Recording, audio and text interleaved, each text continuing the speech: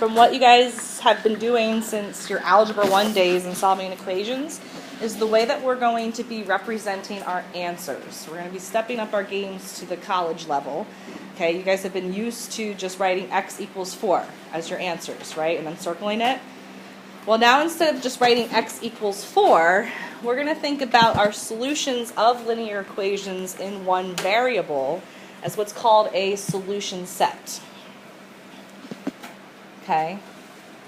So instead of your solution being represented by x equals something or y equals something, we're going to represent our answers as a solution set. In this case, our solution set is going to be a number, but we're eventually going to get to a solution set that's going to be a group of numbers. Okay, so a solution set is a number or a group of numbers that make a statement true. And to represent solution sets, if you want to put right after that, you use, and you're going to get lots of practice with these. Those aren't even that good. I should try to do a better job. You're going to do the curly braces. Do you know what I'm talking about? Like look like this with a little point. Yeah, that's a little bit better. Okay. Do you know what I'm talking about? Does that look right? Mine are going to get really scribbly and lazy, so I will not judge you if yours get really scribbly and lazy. But whenever you have some number or a group of numbers inside the curly braces or brackets, whatever you want to call them, that represents your solution set. So instead of writing x equals 3, I'm just going to put the curly braces and a 3 inside. So that means that my solution set to my linear equation is that number. Okay, so that's all we're adding to stepping up our game to advance our algebra. All right, so let's just do basic equations. Here we go. Equation number 1. 4x minus 2x minus 5 equals 4 plus 6x plus 3. You can probably beat me to the end game if you want to try. I'll try to go slowly. Please tell me if I move too fast for you guys. First thing we need to do is combine like terms. There's no parentheses that I need to get rid of, so I don't need to distribute. So a 4x minus a 2x combines to make 2x minus 5 equals 4 plus 3 makes a 7 plus 6x. Next move would be to do what? Sure, we can do it that way. So if I add 5 over, I get 2x is equal to 7 plus 5 is 12 plus 6x. I would have went a different route so I didn't have to deal with negatives, but that's okay. So now my isolated variable is on the left, which means I would move that 6x over by subtracting it. So negative 4x equals 12. Dividing gets me x equals negative 3. You might have went a whole different route. Me personally, I would have subtracted the 2x to make 4x, and then I would have subtracted the 7 to make a negative 12. Still gets me a negative 3. So now, instead of writing x equals negative 3 as my answer, I'm going to say that my solution set is negative 3. So I'm going to do curly braces. And yes, I know, you're going to get, this is like the whole course. So you got to get used to doing those, and it's okay if they get scribbly. So my solution set is the number negative 3. Okay? Simple enough? Yes? Okay, good. All right, so we're going to bypass that one. Let's do a quick hard one with lots of things going on there. Negative 3m plus 6 minus 5, parentheses, m minus 1, close it. We're going to equal that to negative 5m minus parentheses 2m minus 4, close it, and then do a plus 5 at the end there. Alright, so first thing we want to do is get rid of parentheses by distributing. So my parentheses on the left has a negative 5 in front. So I'm going to distribute that negative 5 to that m to make it negative 5m. I'm going to distribute that negative 5 to a negative 1 to make it to a positive 5. I'm going to bring down the rest of that left side, so a positive 6, negative 3m. Let's go ahead and combine like terms while we're looking at that. I have a negative 3m and a negative 5m, so that combines to make a negative 8m. 6 plus 5 makes 11. Now let's move over to the right side of my equal sign. Distributing that negative to the 2m gets me a negative 2m. Distributing a negative to a negative 4 gets me a positive 4. Bring down the rest. Negative 5m plus 5. Combine like terms. Negative 5m, negative 2m gets us negative 7m. 4 plus 5 is 9. Me personally, I like to not deal with negatives if I don't have to. So my smallest variable term is a negative 8. So if I add it to both sides, I now get 11 equals 1m plus 9. 11 minus 9 is 2. So m is equal to 2, which means my solution set is positive 2. And that's what my final answer is going to look like. Okay? Basic solving? Yeah. All right. So before we get to fractions and decimals, let's quickly talk about the two special cases that did occur on your homework. We had one that was a no solution. In that case, we call it a contradiction. So a contradiction occurs when an equation, or it's an equation, that has no solutions. So an equation that has no solutions is considered a contradiction.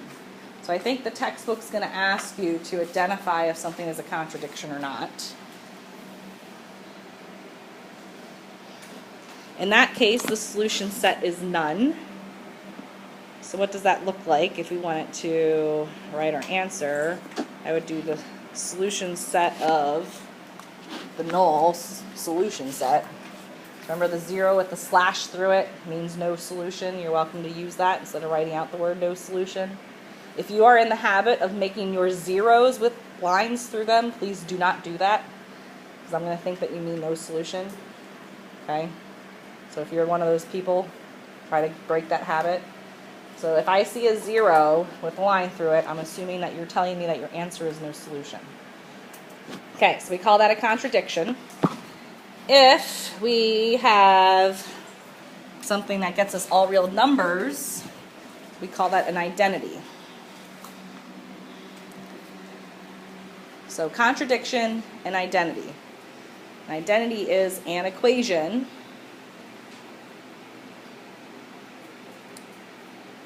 that has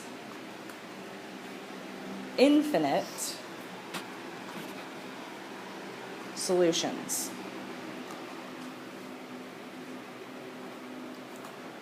So the solution set is all real numbers.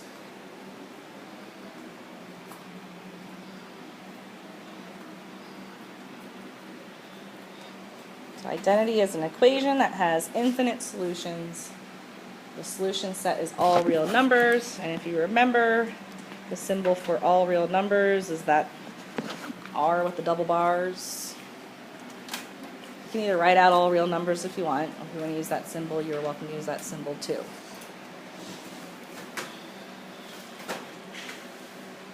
Okay.